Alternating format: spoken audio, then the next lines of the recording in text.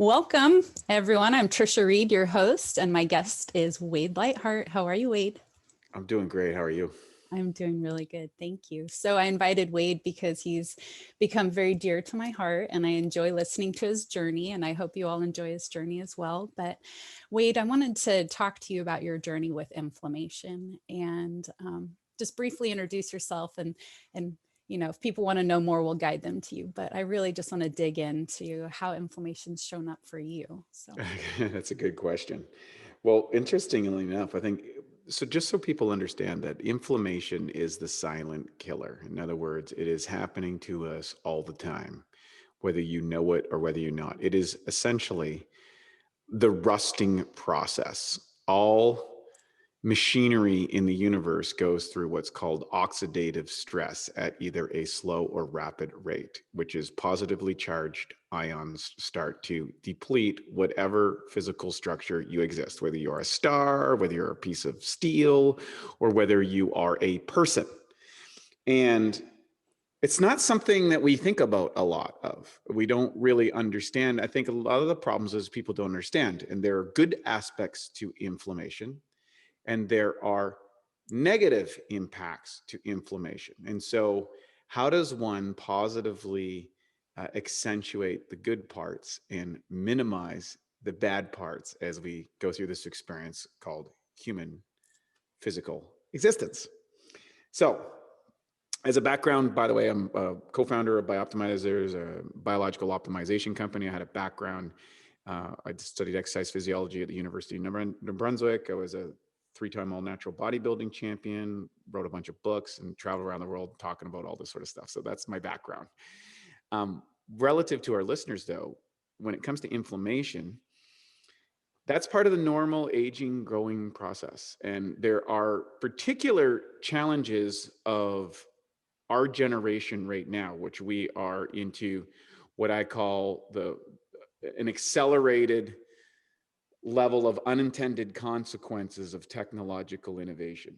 What do I mean by that? Is we've radically altered our food supply, our environmental supply, and the array of chemicals and drugs which we are now subjected to as humans. And that would also include light pollution, electromagnetic frequency pollution, on top of air, water, chemicalization of a variety of things.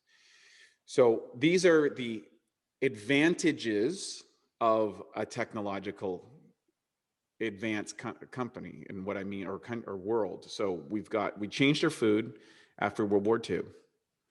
And what we did is we started growing monoculture farming. We stripped away the soil because we were using nitrogen to accelerate the growth. The protein content of food started to diminish, which was the immune system response of the plants, which also reduced the amount of minerals and vitamins that were available in plants. And then we started to develop a vast array of chemicals that we put on the plants to kill the bugs, which really is essentially it's a controlled demolition of the metabolic processes of that bug. Usually interrupting its enzymatic activity so it can't function, because there's a difference between living and like plants, people, and stones is the amount of enzymes that they have, their chemical reactions inside the body, which so the intentions were good, though. The intentions to 100%. produce massive amounts of food for large populations. The intentions were good, but yes, it went awry. Absolutely. I mean, at the turn of the century, we had 98% of the population that actually grew their own food or had access to food on the farm. They were involved in the farming growing process, which has been the tradition for literally 10,000 generations of humanity. And suddenly that's all changed. We all live in cities. We all get things in packages and boxes, and we irradiate it and we pasteurize it and we put dyes in it and chemical preservatives. And it makes life very convenient, but it also takes us away from the process of where our food comes from, what's in it, how it affects us. And then to treat the symptoms of inflammation. So anything that's an itis, just so people know, is an inflammation. So, so that's a great thing if you get nothing from this at all, anytime it's an itis, you're having a discomfortable or uncomfortable or disappropriate amount of inflammation in your body or in that particular body part. Now, that could be because somebody hit my knee with a baseball bat, and guess what? Now I have massive inflammation. Or it could be I'm eating foods that aren't good for me, and I've got inflammation of a different sort from that knee. On the same, but it from the mechanics of it, it's all an inflammatory response. Now, as a bodybuilder, when I used to work out, we would be creating controlled inflammatory responses from exercise so that our body would have a certain amount of adaptation. So the whole business of exercise science, for example, is how do you systematically um, create and adapt to specific inflammatory responses related to the exercise, related to the performance of your sport. Now, I'm sharing that with people so they can understand, well, you have a thing called life. Life is a contact sport. So rather than say, well, only Tom Brady has to worry about that, or the latest Super Bowl goer, or whatever sport you're into, or the Olympic athlete, or my kids, recognize that life is a sport. You're in a sport. You are in a contact sport. And everything that you come into contact with is creating some kind of inflammatory response. The question is, how is your body capable of managing that? And if that response is continues without your ability to recover from that stimulus, that's where you get inflammatory based conditions.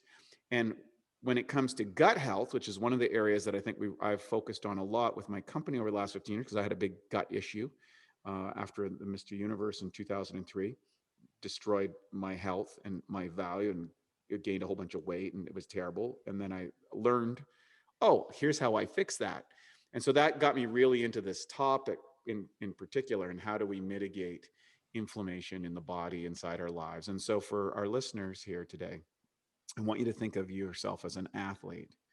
And I want you to think of yourself as you want to be able to manage the inflammation of your lifestyle in a way that'll allow you to live healthy and happy and do the things that you want to do. Awesome. Awesome. So aside from the Mr. Universe, what other areas has inflammation shown up for you, either before that or after that, that inspired you? Well, number one, with the tens of thousands of people that we help. So we have a mission to end physical suffering and activate what we call biologically optimized health. What that means is we want to optimize the flow, both in quality and quantities, of the essential components that makes life an enjoyable experience. And in order to do that, you can have people that have anxiety and depression issues. You can have people that have skin issues. You have people that aren't able to recover and lose the body fat that they want to lose. All of these actually have an element of inflammation. And so anything that's happening in your life that is chronic, in other words, that you continually cannot overcome due to it could be I can't lose this weight, or I have a low back pain all the time, or I get headaches every time I eat this type of food, or I feel bloated all the time. All of those are inflammatory response mechanisms which we help mitigate. And so it's a big aspect of it. And largely in part, that's what we translate as pain, right? And there's a difference between pain and suffering. So suffering is how you represent the pain in your life. So I would endure, say, physical training that most people would think would quite torturous. There was an incredible amount of pain involved. But the representation I had of that pain and my ability to mitigate that through my recovery process on a regular basis as an athlete allowed me to endure pain because it had a bigger picture. When it's pain is something that's happening to you in life and it's causing you discomfort and there's no value in meeting, that's when you end up into suffering. And that's the thing that we all want to avoid as humans. Why? Like, there's no need for you to suffer. Pain is unavoidable in life, whether that's emotional pain, physical pain, mental pain, all of that. The pain's coming for everybody. That train, everybody gets to experience. Suffering is a totally different ticket. Mhm, mhm.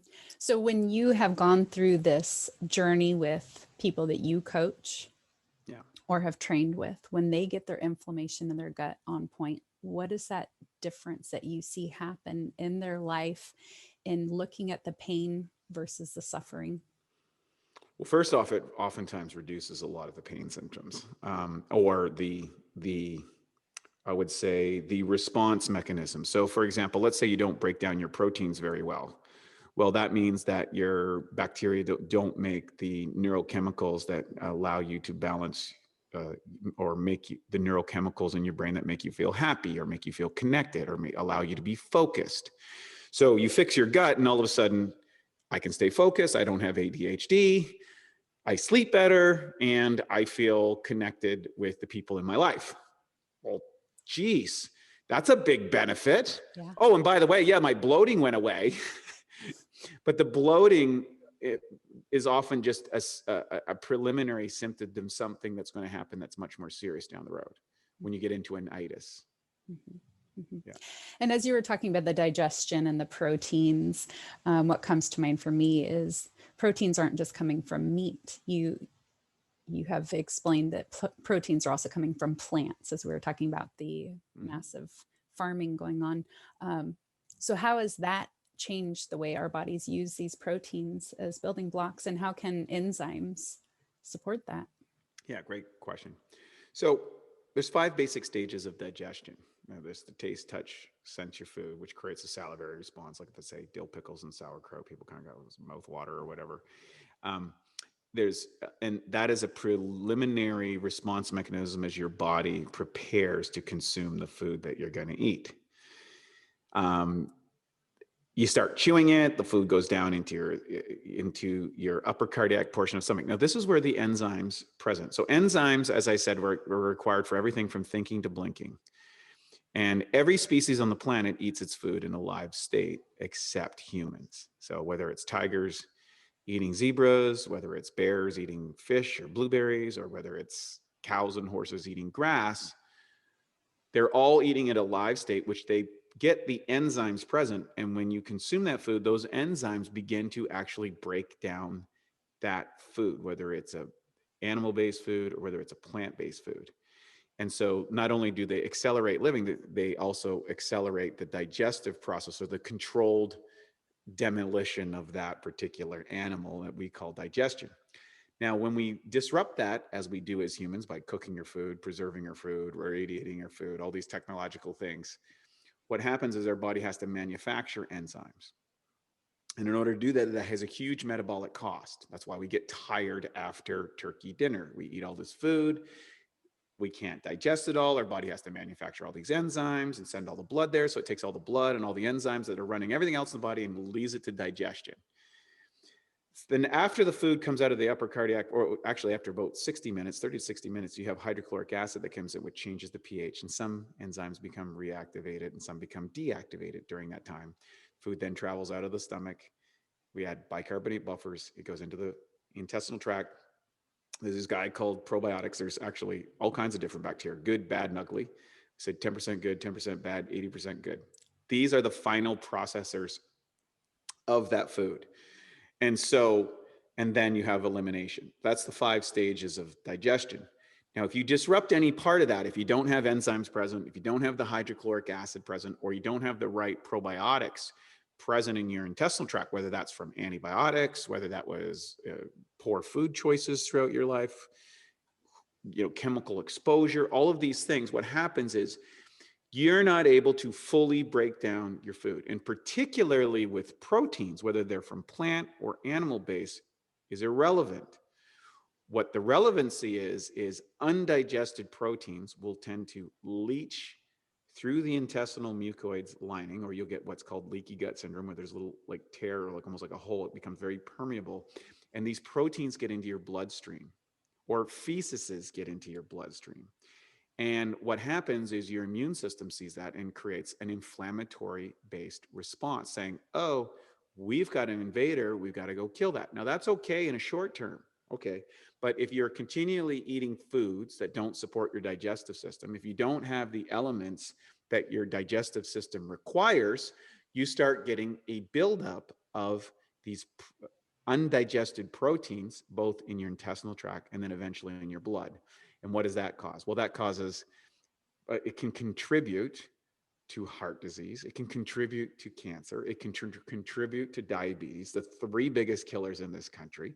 And then the fourth biggest killer is, misdiagnosis or death due to contraindications from drugs that you're taking for the first three conditions of inflammatory, right? So then we it's like pouring gasoline on the fire once you get down onto the medical side, like when you start taking more and more drugs, because oftentimes those will create inflammatory responses inside your liver or inside your organs. That's why they put all that small print and make that statement: may cause dizziness, drowsiness, don't operate heavy machinery, has been known to cause cirrhosis of the liver, bleeding, ulcers, and death. Ask your doctor if, what the heck Hecarex is for you. So like, but nobody stops and pauses and thinks about that because they don't teach us the essential elements of living in a technologically advanced world, because most of the people that are advocating whatever it is don't know it. And so again, you don't have to get upset about it, or you don't have to blame people or create some grand conspiracy. It's just that people just don't know any better. And even when we know, it's oftentimes we have to recondition a person to think and operate and live their life in a different way. So what have you seen possible in reducing the inflammation in the gut by way of improved thinking or reducing inflammation in the brain? Have you seen a profound connection in yourself or others? Yeah, well, I think it's Harvard research just released some information that said that virtually everybody has inflammatory response in their guts. In other words, they all have leaky gut. And so what we often, I think it was Hippocrates, the father of modern medicine, said all disease begins in the gut, which is interesting. I've seen everything. I mean, I've seen it all. I've seen people from the most dire conditions possible, that their medical doctors had completely given up hope for them. And I've seen people come back from that. I've seen people come back from having the inability to manufacture the neurochemicals in their brain properly by using enzymes and hydrochloric acid and specific probiotic strains, all of a sudden don't require their medications or reduce their medications or are much more stable, which mental health is a big issue right now. I've seen people with all the inflammatory conditions of the intestinal tract, the itises, be able to eliminate them. Mm-hmm. And so if they continue to follow your lifestyle. Now, I want to be clear about something. I run a supplement company and I advocate the use of digestive aids, but you cannot supplement your way out of a bad lifestyle. Right. So you can use it as an interaction. And I think the biggest culprit in the American mindset is that I just want a pill to make this symptom go away, but I don't want to change the things that cause the symptom in the first place. Yeah. So it's essentially taking pulling the fuse out on your oil light and continue to drive like nothing's going on. You eventually run into bigger problems. And so we need to reevaluate what pain is in our life. So if we're experiencing pain, dis-ease, discomfort, some sort of itis, an inflammation, what that is the tissues of that area is shouting at you saying, hey, stop doing this, stop. And we're not listening. Mm-hmm. And so we have to listen to ourselves. Mm-hmm. How would you suggest a busy multitasker stop and listen to their body and look at those indicators that are popping up on their dashboard saying, mm-hmm. listen? Well, it's going to come down to prioritization in life. People talk about time management, but time management is, in my opinion, a result of prioritization. Whatever the situation a person's life is, and they can say, no, you don't understand. As soon as you go into that statement, you've become a victim of your prioritization. And everybody has prioritization, whether they know it or not. Maybe watching the Netflix movie is more priority. Maybe eating that bag of chips is more of a priority. Maybe drinking that bottle of whiskey is a more priority. maybe you might say, well, I've got my kids and I got my job and I got that. Well, that's true. But there's somebody in the exact situation that you are that isn't having those conditions. Like they're prioritizing how they eat. They're prioritizing doing, regular fasting to help improve. They're prioritizing the supplements they take. And right now, someone's going to shut this off. They're going to be like, screw that. I'm turning this off. I don't want to hear this. And they should. If like right now we have a culture, which is what I call, it's supporting victimhood and reaffirming being victims of life. And I get that there are tragic circumstances for virtually everybody, and to varying degrees, and some of them are very unfair and certainly unimaginable. But that's the cards you get dealt. And the quality of your life moving forward from this moment in anything is going to be determined by how you're going to choose to play the hand that you got. And some hands suck. But I've seen people that have a great hands and lose the game of life. In other words, they're tired, they're unhappy, they're not pleasant to be around. I made a comment the other day, so we'll go off on a tangent, but I saw a little clip from Bill Maher, right? Obviously a brilliant comedian, obviously very smart, obviously someone who is making an absolute astronomical ton of money. And I saw this YouTube clip and I was struck by how negative and how just this unhappy, negative comment, like he's making a living out of just being condemning of virtually everybody and everything. And I was like, what a waste of such a great hand. Conversely, I listened to Joe Rogan talking to Francis Ngannou, the guy that's challenging for the heavyweight title of the UFC. This man was working in a sand mine at 10 years old. He would bring his food. If he got breakfast, he didn't want to eat it in the morning because he'd be hungry the day. So he would take his breakfast and eat it around 12 or 1 so he could get home at 5 without being hungry. He didn't have the clothes he didn't have pens or papers for his books.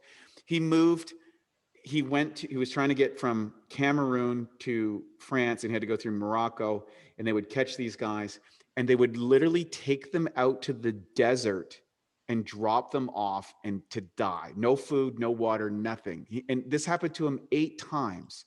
And then he ended up in France, and he got into, somebody added him into a gym and boxing, and he ended up in the UFC, and now he's challenging for the world title. Wow.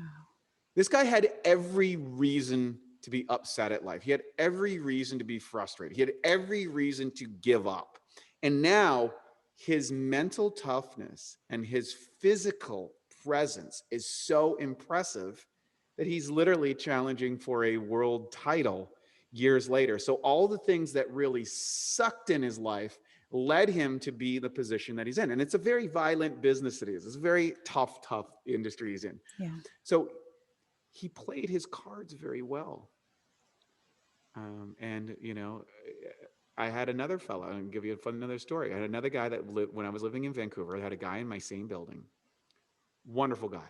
Loved him, friendly, just a great guy. He was grossly overweight, right?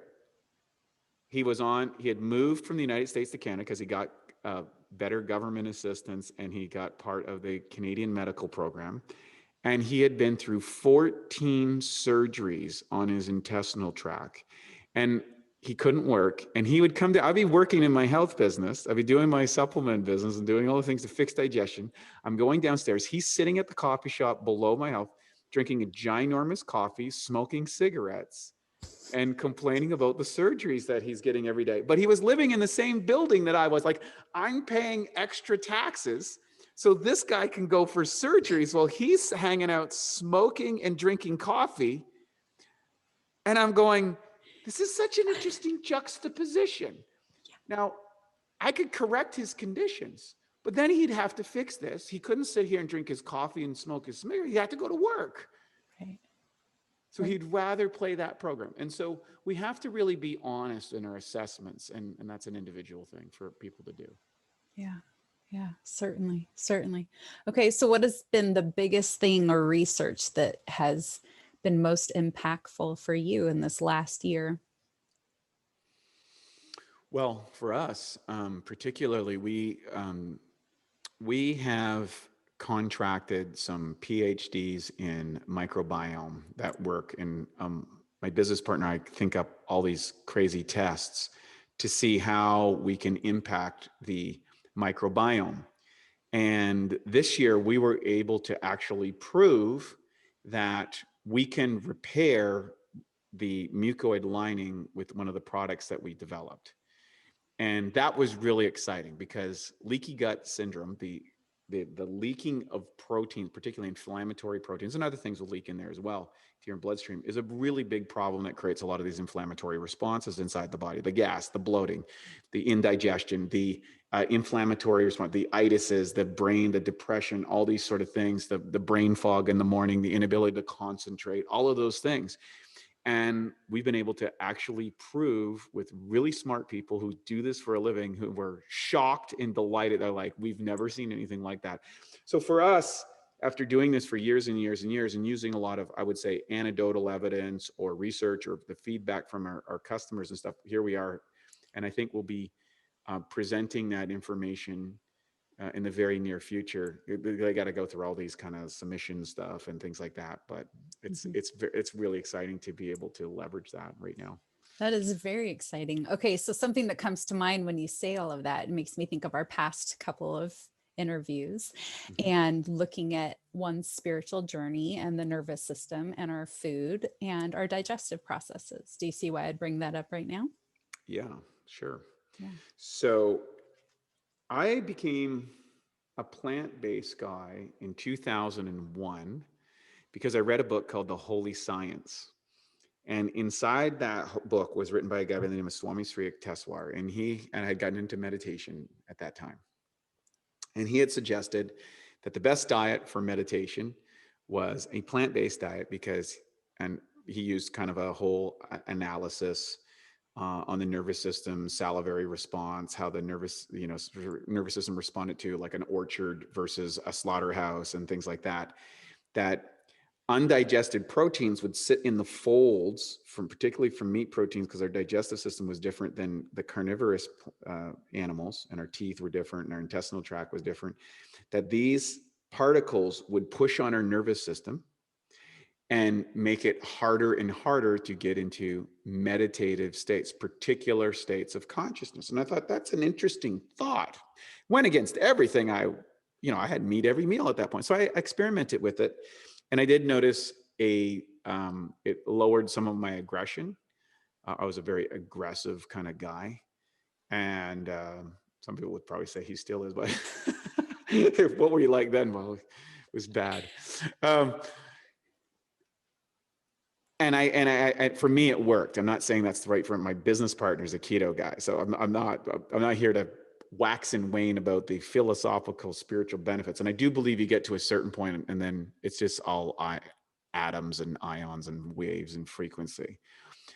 So there are advantages to it. So I took on that component from a nervous system optimization component.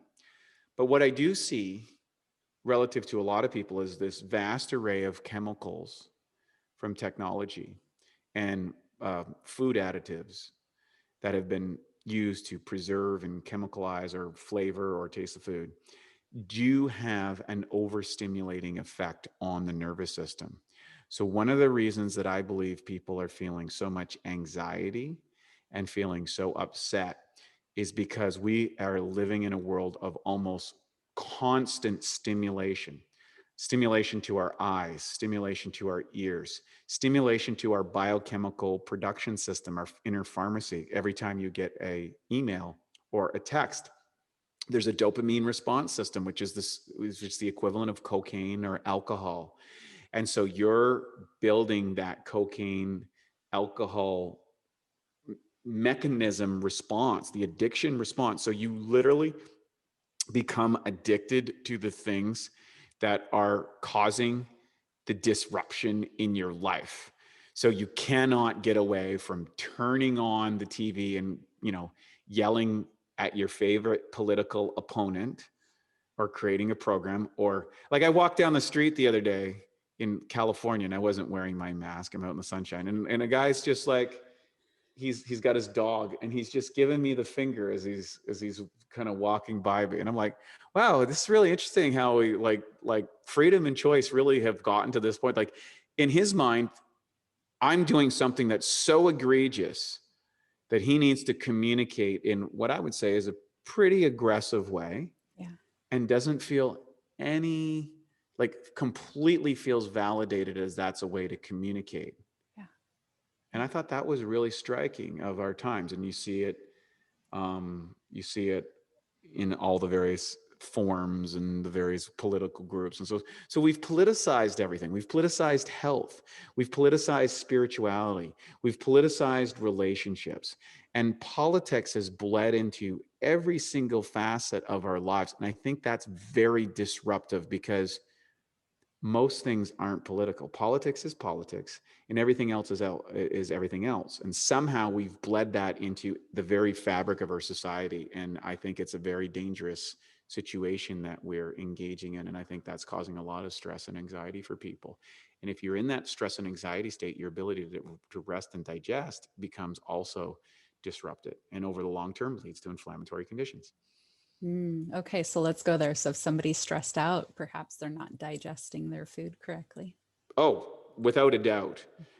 It, there, you have a sympathetic and parasympathetic nervous system. So one, basically, it's the old fight or flight and rest and digest. And so you need to be able to get to rest and digest. So what does that mean?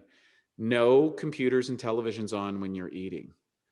Number two, making sure that you turn off your phones and your stimulations and stuff when you go at night. And some people in like a high EMF area, like, for example, like I live in, you might need EMF limiting paint or in your room or device. Like I have a little sauna that is an EMF sauna. So in other words, it's got an EMF 10 around the inside. And now you go in that and you can actually feel a shutdown. Like you feel a visceral response in your body that goes, because what happens is EMF can turn on our calcium channels. So they stay open all the time. So you're not in a relaxed state.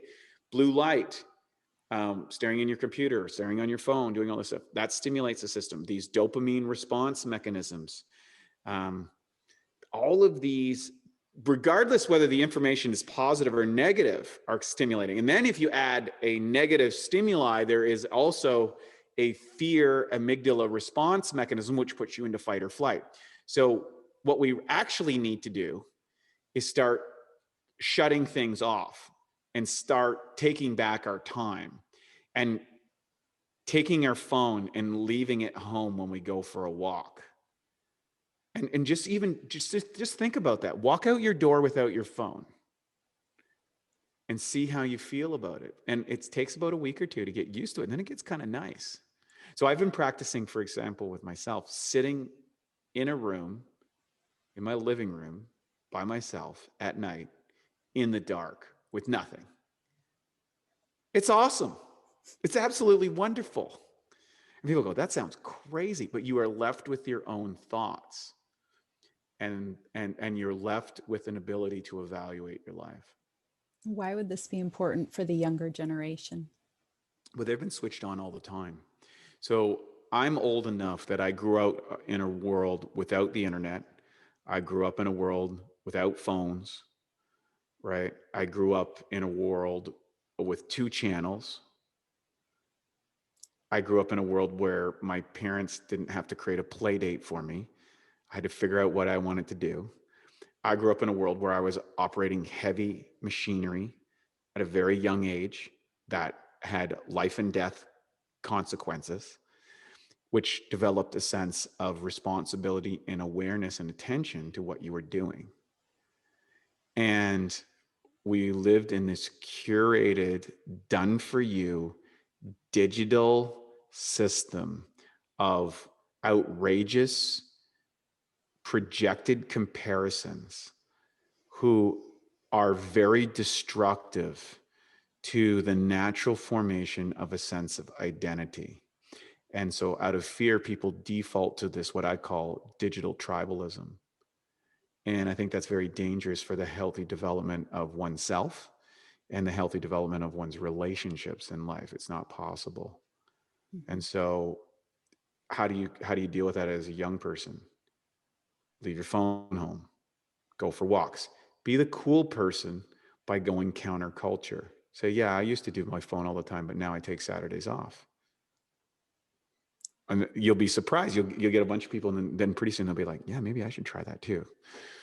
And, Yeah. and just see what happens. Yeah. Do an experiment, run experiments. So I have this ongoing list of what I believe the foundation to freedom is. And so it comes to mind for me, and feel free to add to this Yeah, list: it's great. food, friendship, family, fitness, finances. And recently I came up with the physical touch. So it's all these F words and then physical touch, right? Can you think of how inflammation disrupts any of those areas of our life? Food, friendship, All of them. family, fitness, right? Yeah, Right. it affects all of them because first off, if you're in a constant state of stress, how you are going to go about eating and doing things is going to be not pleasant. Chances are you're going to have negative self identification, body issues, and that's going to bleed into your relationships. That's going to bleed in with your self-talk of whether you go to the gym or do exercise, because there's so many people, I don't want to go to the gym, I look fat, people will judge me. I don't want to be, with an intimate partner because they'll judge me. I won't look good. I won't be good. All those sort of things that kind of bleed into things. It's really, really, really, really, it's really, really tough. Mhm. And if you don't get a handle on it now, like you have to look at yourself, and let's say you're having you're having issues in your life. You're not feeling that great. You're getting older. You're getting inflamed. You're like, I don't like the direction this is going. Well, how long has it been going that way? And what have you been doing about it? And then the next question is, okay, well, if this is where you've gotten in the last 5 years, the last 10 years, where's this train going? Like you need to get off that train because it's going in the wrong direction. And that's going to take sometimes radical intervention. I'm a big proponent of radical intervention. Like people go a little bit at a time. Yes, but to most people make the biggest changes in their lives when they get to a position of disgust. And they're like, I will not do, like, never again. I won't do that anymore.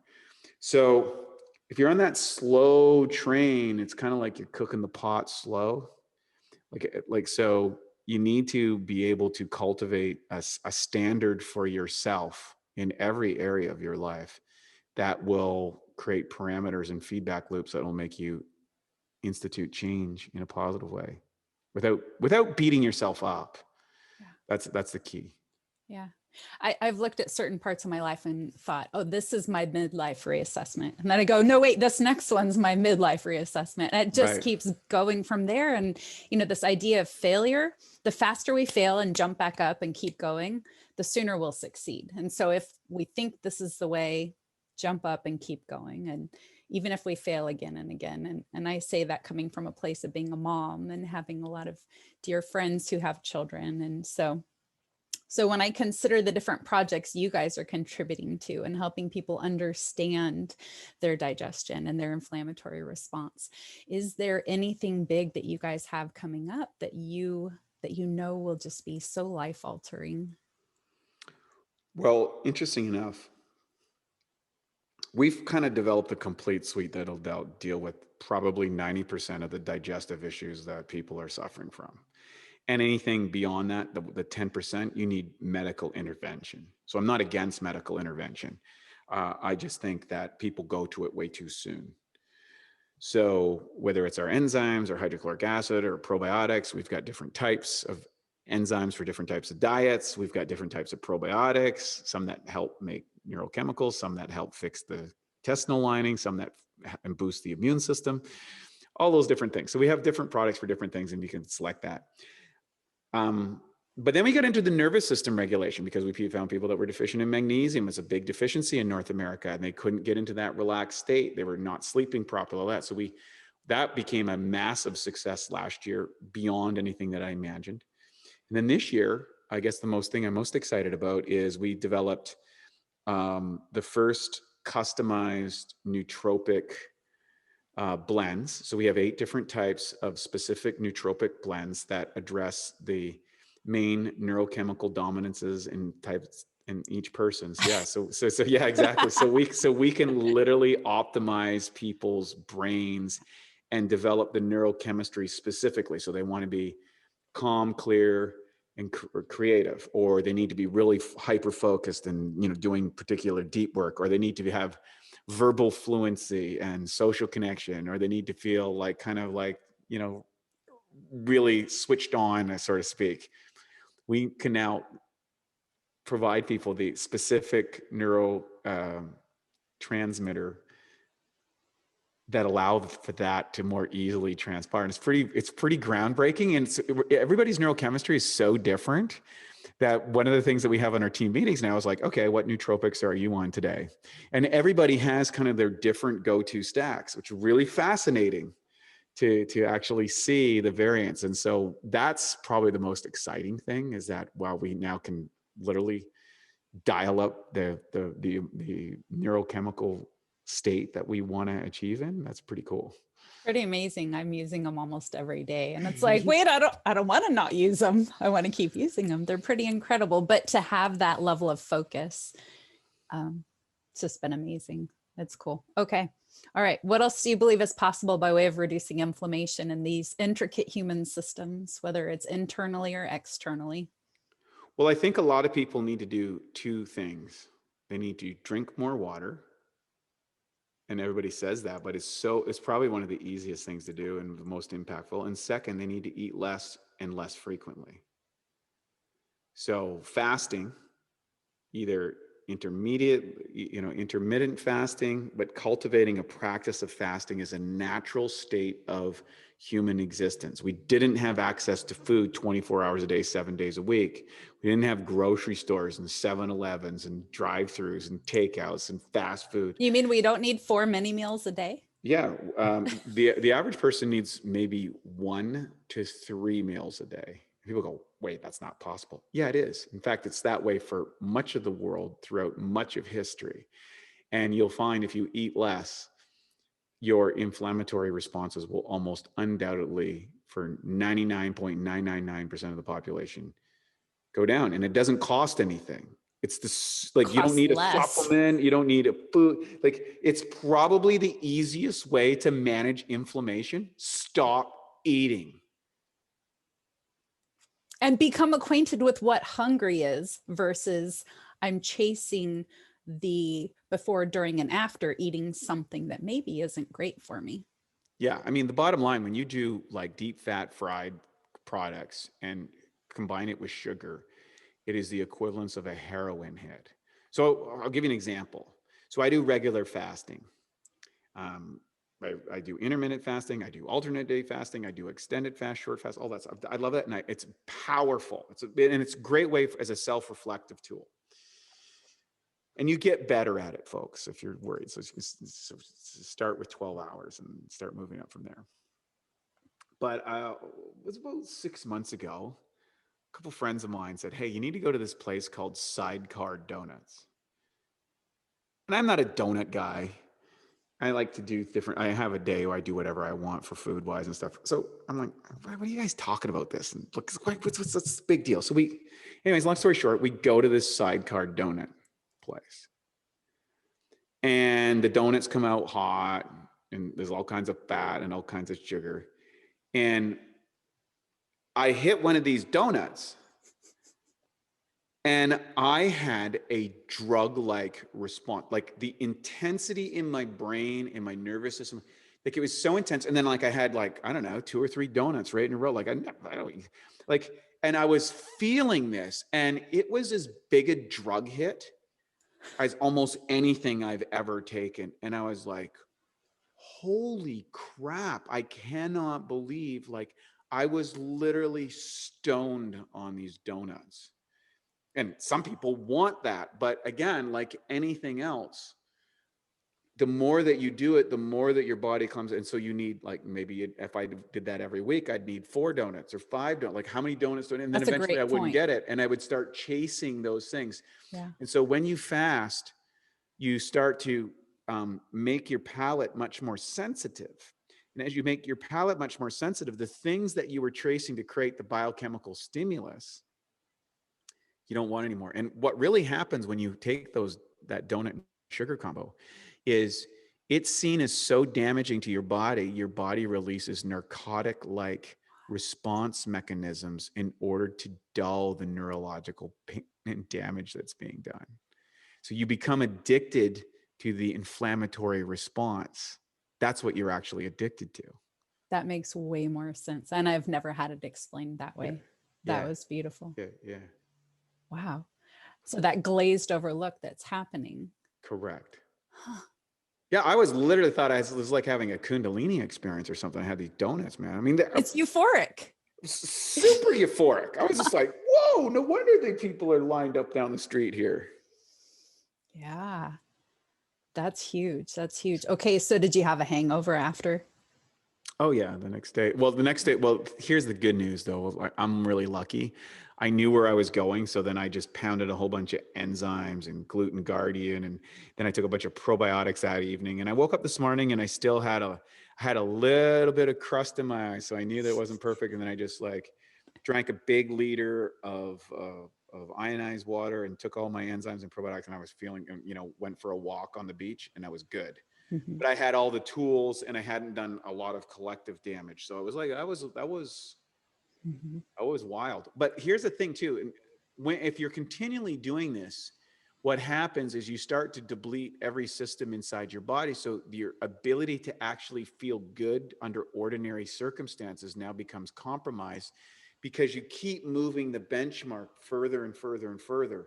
And the further your biochemistry is over here, the harder it is for you to get a high, and the easier it is for everything to feel like a low. Mm-hmm. Mm-hmm. Mm-hmm. And that's what we've done over the last 80 years in North America relative to our diets. So the idea of chasing that high, the idea of I want to go to the donut shop, I want to get the donut, and I'm waiting in line, and then the body chemistry in anticipation for that, I've attached that to chasing the high. Mm-hmm. So I've just given up donuts. They give me sores in my mouth, and I don't like the hangover. I don't care how many enzymes or gluten guardian I take. I just don't want it. Yeah, I don't want it. But I choose other things. I still choose other things. And I'm like, okay, I'll still eat my organic non-GMO corn chips with my kimchi or something, right? Exactly. So there's these little things, but then to have the toolbox, to know how to remove the toxins, how to heal the intestinal lining, how to remove the inflammation from the brain, you had that toolbox. So go there just briefly, outline those steps again, really quick. So first, if you go on a carb bender, junk food bender, most people it's on the weekend. For me, it's football. If I watch football, I want chips and things like I just do. Yeah. So what I do is the next morning, I really consume a lot of water. I take all my digestive aids before I go to bed at night, and I'll make sure I consume lots of liquids out of water, particularly water, just plain water. And then the next morning I'll do the same thing, and I'll start the day, I'll fast till noon. In the noon, I'll have some sort of, some fats and protein, not carbohydrates per se. Mm-hmm. And then I'll go maybe another 2 or 3 hours and I'll have very simple, really, really simple non-inflammatory foods. That's super helpful.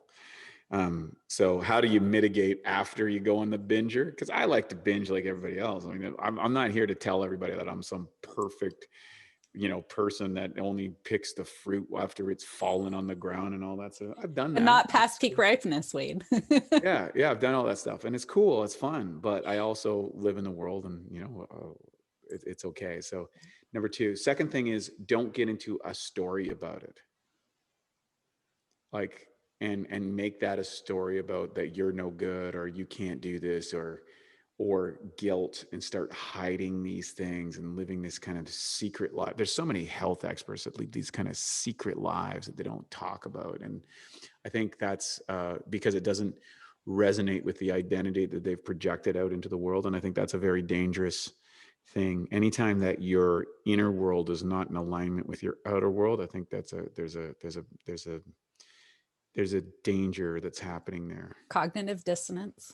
Yeah, yeah, and it's common.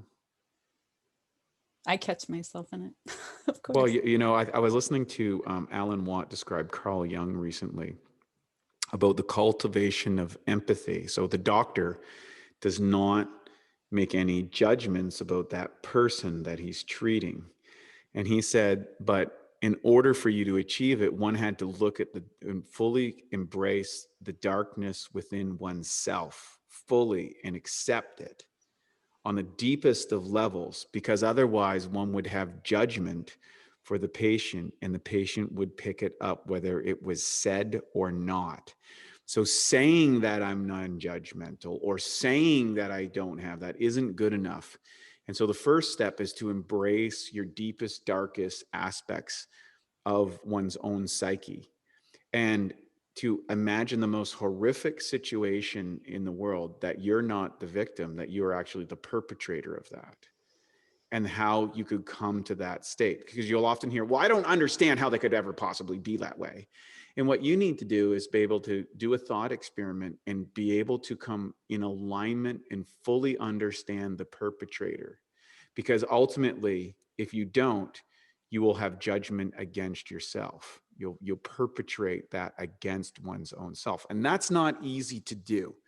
I'm not here to say that I've achieved it, but that's certainly a goal. And I thought it was you can check it out. It's a little clip with Alan Watt talking about Carl Jung, about judgment and stuff. It's beautiful. And Carl, who was such a great breakthrough in psychology, I think, really I nailed that love one. his work. Yeah, really working on that one. So it's a good one.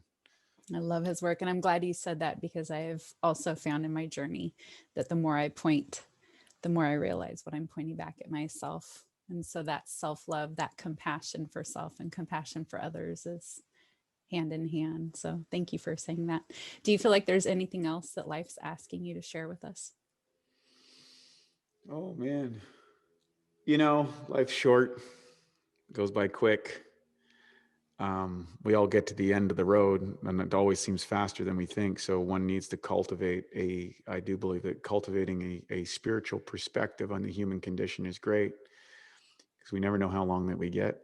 And being able to peacefully go through life without worrying at the underlying fear is, then I'll die.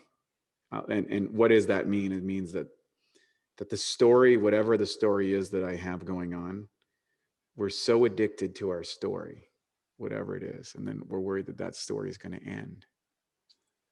And we have to recognize that's the biggest addiction at all, the addiction of me.